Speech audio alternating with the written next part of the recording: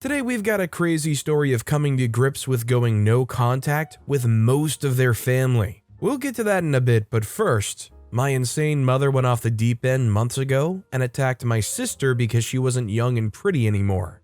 Early this year, I posted about how my delusional and obese mother was forcing my little sister to wear clothes that were in our mother's sizes. To start off with, my sister finished high school and has gone on to college, but our mother didn't take my sister's growing up well. You see, at first, Mom was just acting sad and playing the victim after I'd forced her to see that she and my sister were not the same clothing sizes. Some said I went about it the wrong way by being so blunt, by forcing her to see that she couldn't fit into a coat my sister could. However, I really don't think there would have been another way to get through to her without involving the authorities, police, CPS, etc. After the incident, my 45-year-old mom was still dressing in clothes like a teenager at home and binge-eating fast food. And my sister caught her in her room trying to try on her clothes several times. Yes, our mother did destroy a few more pieces of my sister's clothing trying to put them on, but we confronted her each time. Rather than make her previous excuse of stating her belief that my sister and her were the same size,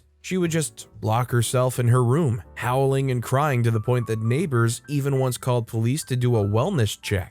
Of course, when the police arrived, I saw a very different side of my mother. She had put on a nightgown and didn't look like someone who had been crying their eyes out. Not only had she pretended to act her age, she lied through her teeth and said that my sister had been the one making those noises because she'd been grounded for tearing up her mother's new clothes. I called this as an outright lie, and she yelled at me to shut up. The police didn't know who to believe, but nobody was hurt, no threats were being made, and my mother wouldn't stop with the guilting waterworks that her children were so awful to her. So the police just issued a verbal warning and left. As soon as they were gone, my mother told me to get out, and that she didn't want me as a son anymore because I made her feel horrible about herself. I realized then that the loving mother she once was, who raised us, was completely gone, eaten by the narcissist before us then. Just a few years prior, she was a kind and loving mother, especially to my sister, but that obviously changed. There was a verbal altercation in which I pointed out to my mom's face how much of a narcissist she was being. Regardless of the size of her clothing, she didn't need to be trying on my sister's clothes. They weren't hers. She wasn't even buying my sister clothes anymore, and if she wanted to disown me so badly, then fine. But I would also be disowning her. She threatened to hurt me again, at which point I told her to bring it on. She may be twice my weight, but she isn't strong, and if she were to hurt my sister, I would make darn sure she regretted it. My mother went back to howling and crying in her room after I said that, so I just left, but not before telling my sister to call me if she tries anything else. Crap hit the fan not long after my sister's 18th birthday in May. She went out with friends because our mother had hardly spoken to her in some time. She had effectively disowned me and gone no contact, and she was just biding her time to kick my sister out too. When my sister came home from her birthday party,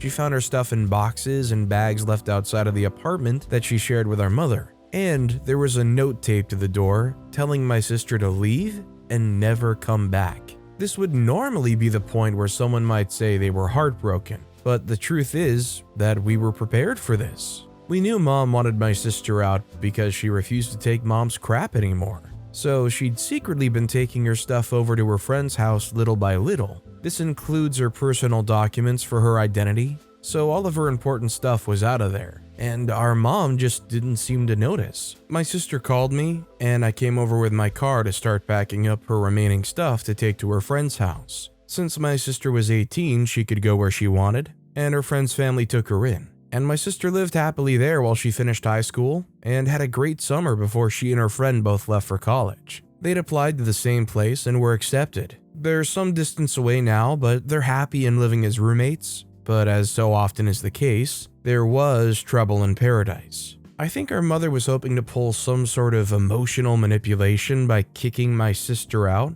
but it backfired badly since none of us even batted an eyelash about it. So Mom started messaging my sister that she would cut off her phone plan if she didn't speak to her. My sister responded by getting her own phone with money she earned working part-time, but sent the old phone back to our mother in the mail with a letter telling her off for what she tried to do.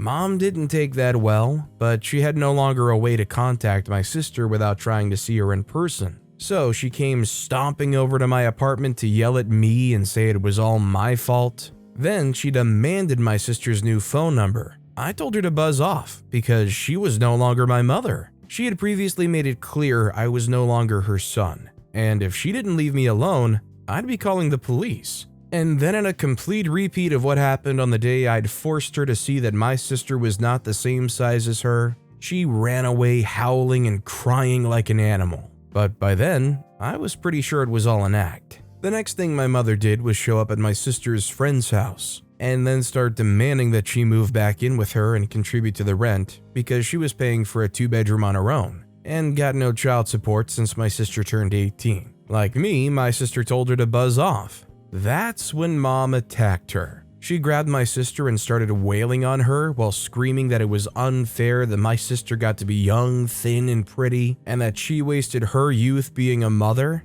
That's about as far as she got before my sister's friend's father took her down. He ripped her off of my sister and threw her to the ground. The man is ex-Navy and built like a steamboat. He pinned my mother down and forced her into submission before calling the cops. He referred to her as a screaming whale for the sound she was making. My sister was taken to the hospital after police arrived and took statements. The Ring doorbell cam on the house had caught the entire fight, so the dad wasn't charged for taking down my mother as he'd reacted in defense of my sister. My sister was lucky and only had some bruises, a black eye, and a bump on her head. Our mother was a heavy woman, but she couldn't fight her way out of a paper bag. Mom ended up in jail, and she used her one phone call to try and guilt me into coming over and paying to have her released. I just said, "I'm sorry, I don't have a mother. You must have the wrong number," before ending the call. She didn't ever call me again. My mother bailed herself out but still had to go to court for attacking my sister. She ended up getting off with just a fine. She was also kicked out of her apartment by the landlord for several reasons. One of them being that she tried to solicit herself to him, or so he says, but she denied it ever happened. So she was kicked out after a month or so, but she left a surprise for him. She had spray painted graffiti on the walls and smeared the bathroom with her own feces. The landlord called me over, and I saw the chaos she had left. Thankfully, it wasn't as bad as I thought it would be, just some choice words for the landlord painted on the walls, and the bathroom mostly just had the mirror smeared, so the landlord didn't bother to call the police. A cleaning crew had the apartment cleaned and repainted quickly enough, but from there, my mother spiraled worse. I heard she tried to pick up younger guys several times, and a friend tipped me off to where she was doing it. I found her in a bar across town. She was wearing pink hot pants a few sizes too small and tried to pick up a guy half her age, and she started calling him a vain little jerk for not being interested in her. She was trying to claim to be 29 years old, but no one believed her. Then she saw me. She looked furious the second she realized I was there and started her howling back up as she stomped out. I ended up having to explain to a few people there that she was my mother and she's nuts. The bar manager told me he'd put her on the ban list because she was trouble every time she came in. The spiral went deeper. I really don't know what my mother was doing for a living or even where she was living, as she had gotten fired from her job and had no apartment. By this point, my sister was happily off to college, and people stopped seeing my mother around town. That is, until she was found dead in a motel room. She had OD'd and passed in late October. I was next of kin, so I was notified of some details. She had heavily OD'd and also had a lot of alcohol and junk food in the motel room that she was binging on. So police were pretty sure she intended for it to happen. When I saw her after she had passed, she had lost a fair bit of weight and looked like she had aged 10 years in just a few months. It turned out she was suffering from an untreated STD and had likely been abusing substances for years. She had pretty much destroyed her body from the inside out. In her final couple years of life, she was the worst mother she had ever been. Maybe from a mental condition or from her drug use. We don't know. We'll never know now. The funeral for my mother was a little more than a small gathering with an urn, and we spread the ashes at sea. There were no tears shed by either me or my sister, or even many words spoken. We ended up going out for ice cream and just having a talk before she had to drive back to where she currently lives, because she had class in the morning. I think it can be best described that we weren't happy mom had passed, but not sad about it either. If anything, I'm not really sure how to mentally process it other than the fact that it's just over and to move on. Currently, we have plans to meet at my sister's friend's parents' house for Christmas. My sister and I have no close relatives nearby, and since we were raised so far away from them, they're fairly indifferent to us. Always have been. My sister and I don't even have the same father. We don't even know who our fathers were. Mom never told us. She'd just say that we didn't need to know because they didn't want to know us. So there's no point in seeking out a parent that didn't want you. But we're working hard to move forward in life. I've recently begun dating a nice girl I met while having a morning coffee, and we've been together for about 3 weeks now. Without my mom in my life, drama has been minimalized, and I'm rather thankful of that. Hopefully I'll never have to make a post on this site again. I'm not gonna lie, I did not expect this story to go in the direction it did. Drama or not, my condolences to OP and their family. Our next story is, entitled Woman Snaps Her Hand in Disabled Veteran's Face and asks if he's R-worded for telling the kid not to pet his service dog. I wasn't with him, my boyfriend is the vet in this, so keep in mind that this is all secondhand through his experience as relayed to me. The incident occurred yesterday at the grocery store while my partner was shopping. This is actually a challenging task for him. He doesn't like all the aisles and people in stores, and he doesn't like that he feels distracted from paying attention to his surroundings by needing to concentrate on the list of items he needs. Because he's hard of hearing, he also can't easily hear where people are, and this is hard for him. Also, it's worth noting that he has extra trouble hearing high-pitched sounds, like kids' and women's voices. During the COVID lockdown, he's lost a lot of progress he had made with his anxiety, but he's working on getting back to where he was. He has a service dog now, which has helped him immensely. Not just in public, he sleeps better now, and the dog will alert him when he's becoming anxious based on his behaviors and can calm him. Really incredible. The dog has a vest. If you read it, you'd see it has a patch that says, PTSD service dog, do not distract, and one that says, hard of hearing handler. His dog is trained to guard him from people and alert him what side he's being approached from. This is not aggressive. The dog just uses its body to block him off and touches his legs while doing it so he knows someone's there. So he turns and saw this little kid looking up at him. He just told her the dog is working and she can't pet him, on the assumption that she had just asked him that. In response, the kid holds out her hand for the dog to sniff and she said, "Mommy says I can if I say hello first," or something along those lines. The dog doesn't react much at all, so the kid just starts hugging him.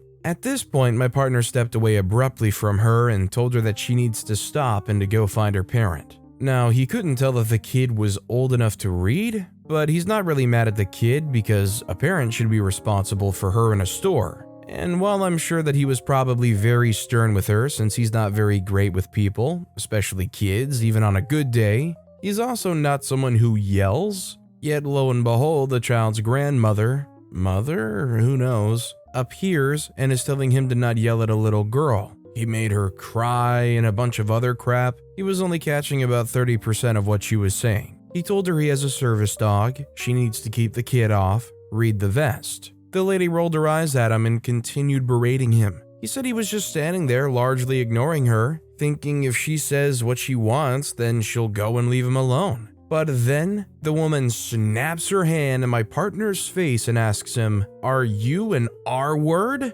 Thankfully, there was a couple shopping who must have overheard. The woman from this couple came and moved that woman out of my partner's face and looked like she was chewing her out until the Karen left the aisle. The man from that couple asked my partner if he was alright. He turned out to be a veteran too and bonded a little over their tattoos. I'm honestly still livid about it and I wasn't even there. He's moved on. If I were OP, I would still be steaming about this too. I don't blame them at all. Our next story is entitled Grandmother Thinks She Has a Say in How I Dress and Present Myself. For context, I, 14-year-old female, have a very religious grandmother, among other relatives who are just as religious. My parents don't care how I dress as long as I'm comfortable, and I dress very masculine and have what would be considered a boy haircut. So about 3 months ago, I got my hair cut in a way that I'd been wanting for literal years. I was very verbal about this as well. My mom, who took me to the barber to get it done, had taken pictures and sent them to my aunt, my older sibling, and others. including my grandmother. Here were the text messages between my grandmother and my mom, or at least the gist of it.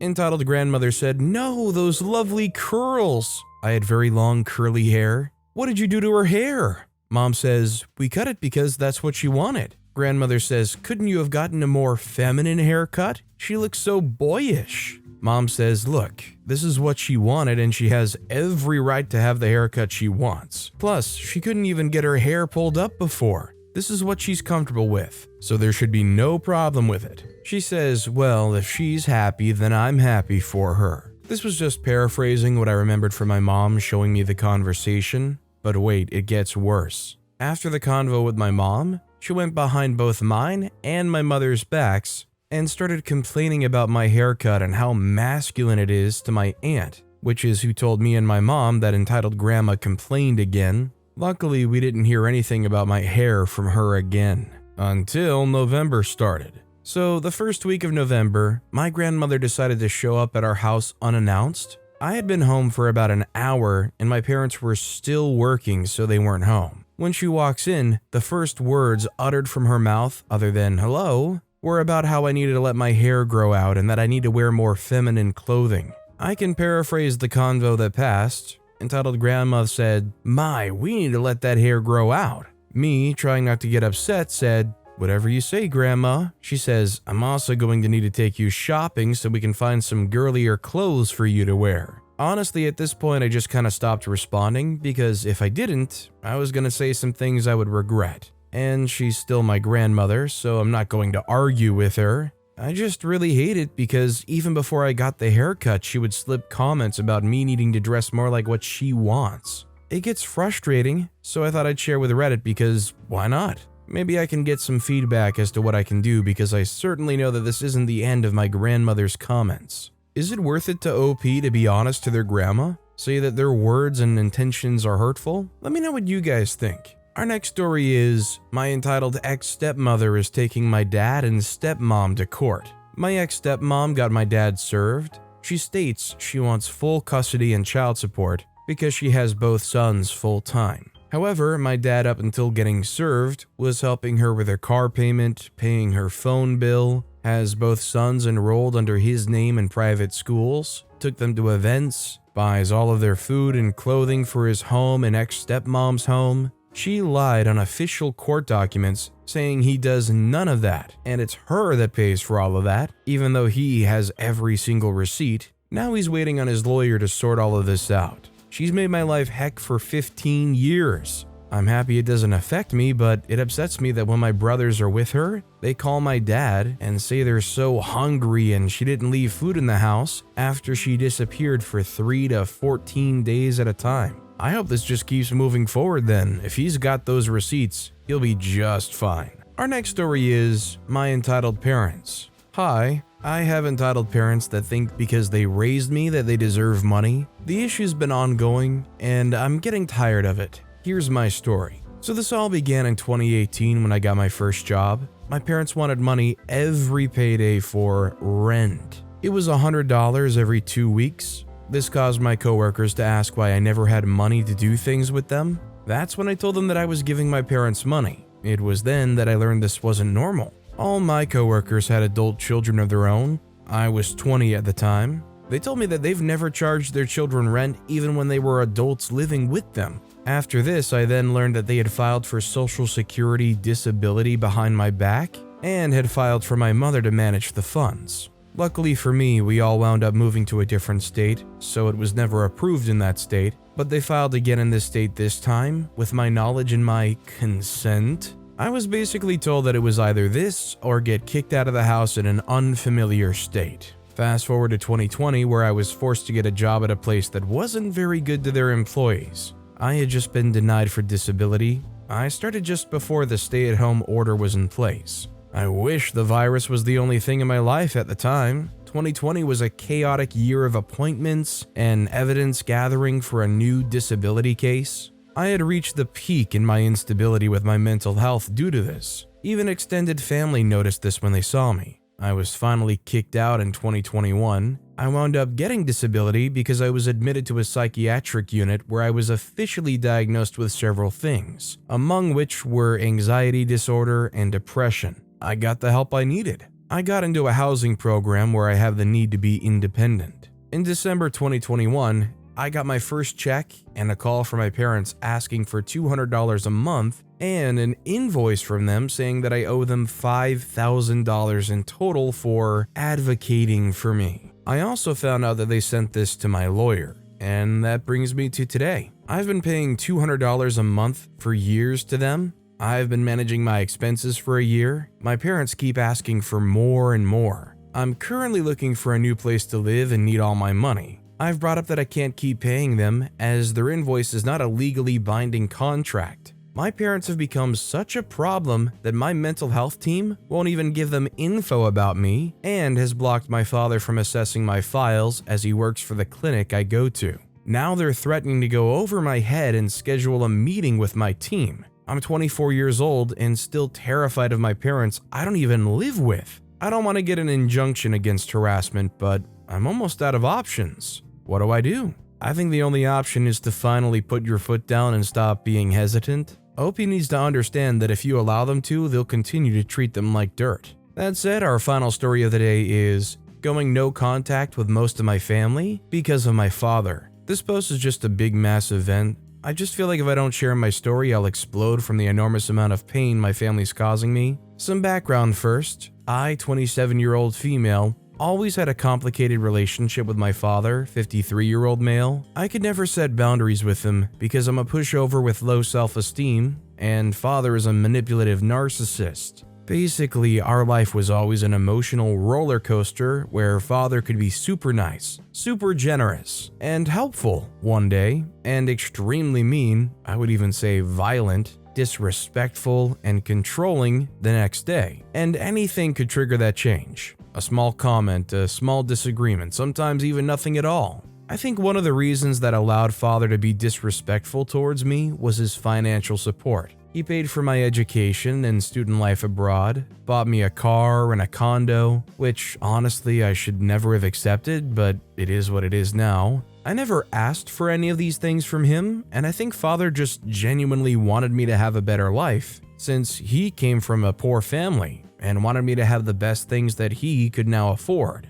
For that, I'm truly thankful, and I'm sure that he loves me in his own way, but last time we spoke, his behavior towards me was just unacceptable, and he crossed a line that I don't think I can ever be okay with, and in some way, I encouraged it. I never confronted father about his aggressive behavior or manipulations. Instead, I either just agreed with him, or if we fought, which happened rarely as I would do anything to avoid conflict, I always had to apologize or let things go. He never, ever said sorry to me, not even once in my life, and I always thought, well, he is my dad and I know he loves me. He did so many amazing things for me, so it's okay to let this and that go. And plus, we live in different countries, so we only see each other a couple of times a year. So I always tried to ignore the negativity as much as I could. But because of this, because of my actions, I enabled and normalized his negative behavior. For example, when he was angry, he could call me stupid or tell me to get the freak out or not talk to me as a way of punishment or yell at me in front of others. But he wasn't disrespectful like this all the time, just occasionally when he believed I was doing something bad or wrong. There were many times where he was totally different. For example, he was very nice, encouraged me to travel more and experience new things, bought gifts for me, etc. So our relationship was really an emotional roller coaster, and the older I got, the more I realized that it wasn't okay for him to be disrespectful to me despite how good he is to me sometimes. I just don't deserve that kind of toxic behavior. I believe I'm a good, kind, and respectful person. I studied hard, I worked hard. There was never a moment when I didn't have a job since I was 17. Today, I fully support myself financially, and I could support myself without the apartment or the car my father gifted me. Of course, my life would be different without the opportunities he gave me, but I think it doesn't give him, or anyone else for that matter, the right to disrespect or verbally abuse me. Now, about the last fight. We had a couple of big fights in the past, but last time, father threatened me and I got pretty scared. Earlier this year, he was staying at my place, and one evening we had a big disagreement on a topic. I won't go into details, but basically I just couldn't agree with father on something because it didn't align with my values at all. And there was no way I could be submissive on that particular subject. And seriously, I'm almost 30 now and I'm allowed to have a different opinion. But anyways, this time I just shared my opinion on the topic respectfully and that was it. But father just could not take the pushback for me and could not let it go. The fight quickly escalated. Father told me to go freak myself. First, I told him he can't speak to me this way, so the fight just escalated even more. We were screaming at each other. I also said things like, "No, you go freak yourself," etc. And then, father pushed me and threatened to break my nose. And I said, "Just try and I'll call the police." I think that scared him as he kind of calmed down but still continued to say mean things, undermining me and my achievements. Basically saying that I didn't do anything and he did everything for me. At that point, I could just not take it anymore and I said, "Consider you don't have a daughter anymore." I took my stuff and went to another room, being scared that father may come in to do something worse. I should have taken my pet and left, but I didn't, and thankfully nothing happened. The next morning, I heard him brag on the phone to his friend how he told me to go freak myself, and how could I even dare to tell him that he can't speak to me a certain way, etc. So I got my things, fed my pet, and left to be with my friends. Later, we came back to my place together because I could not face father alone, and he wasn't there anymore. That same day, my father blocked me everywhere, and I learned from my fam that he's waiting for me to apologize. The fam, and specifically his mom/my grandma and his sister/my aunt, we live in the same city, are fully aware of what happened, what he did, and they're saying that I have to call him. And I feel like I live in an upside down world. I mean, what the freak? After a few days, I blocked father everywhere. I'm not ready to speak with him, and probably ever. I have so much anxiety and fear and paranoia that he may be somewhere near me when I'm outside. I just do not understand my family. The other day, I forwarded his parking fines that came to my place to my aunt's, respectfully asking her to give it to him, and she texted me nasty things saying that I betrayed father. I changed so much that she'll have no problem paying for the fines herself, and since I'm so righteous, I should give back all that money that father gave and spent on me, aka education, car, condo. I didn't answer any of those texts. Grandma says I need to put my ego aside, etc., and I'm just so tired of this BS. I'm emotionally exhausted from the fam's toxicity and the way they push me down when I'm already depressed because of what happened. There were many other things they did to me after the fight with father to make me feel bad, but it's a really long story. If you have any suggestions on how to deal with toxic fam and this situation, I'd appreciate it. Right now, I just get panic attacks whenever I see their messages, so everything's now muted, and I only speak to grandma maybe once every few months. I started therapy and that helps a bit, but just not enough at this moment. I don't know if it's the right advice, but whenever I'm dealing with anybody toxic like this that tries to hold something over on me, my first instinct is to want to clear that debt completely and make it known that it's cleared. I wouldn't say drop out or quit your schooling, but with the condo I would say sell that or just get out of there. I just hate manipulative people feeling like they've got one over on me because they gave me something or I have something that they paid for. But with that being said, that's all the time we have for today. Now, if you want to hear another absolutely crazy story of entitled parents, check out that video on the left. Or, if you missed my latest video, check out that video on the right. That said, I'll see you all next time with some more stories.